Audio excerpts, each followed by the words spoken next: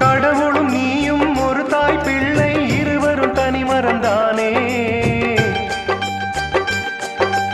அவனுக்கும் உனக்கும் அன்னை இல்லை அதனால் ஓரினம் தானே